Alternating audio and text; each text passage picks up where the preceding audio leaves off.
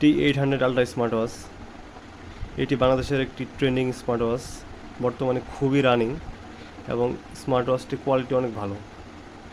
আজকে এই স্মার্ট ওয়াচটির ফুল রিভিউ করব এবং আনবক্সিং করব। চলুন শুরু করা যাক। T800 আলট্রা একটি বাজেট ওরিয়েন্টেড স্মার্ট ওয়াচ। দেখতে পাচ্ছেন সিম্পল একটি বক্স। এটি ওয়াচ 8 সিরিজের একটি স্মার্ট ওয়াচ, অ্যাপোলোস আলট্রা এর কপি। এবং এটি ইউজ করার জন্য আমাদের একটি অ্যাপ ইউজ করতে হবে, সেটি হলো HiWatch প্রো। সো চলুন শুরু করা যাক। সো বক্সটি খোলার সাথে সাথে পেয়ে যাবেন একটি ইউজার ম্যানুয়াল।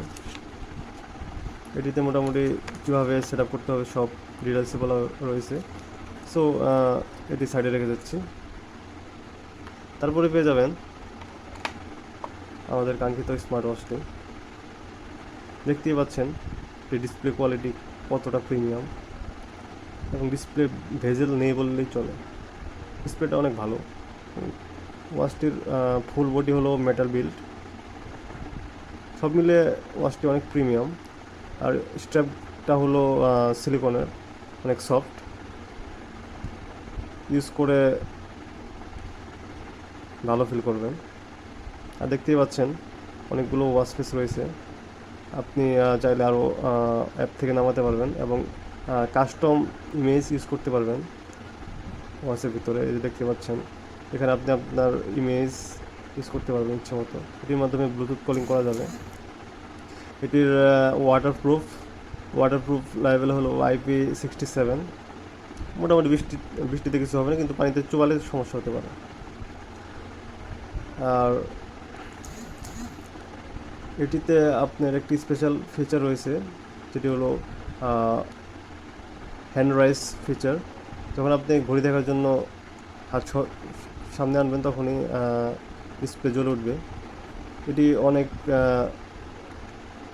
দামি দামি যে স্মার্ট ওয়াচ রয়েছে সেগুলো এই ফিচারটি থাকে, বাট এই বাজেট ওরিয়েন্টেড স্মার্ট ওয়াচে এই ফিচারটি পেয়ে যাচ্ছেন। এটি আসলেই অনেক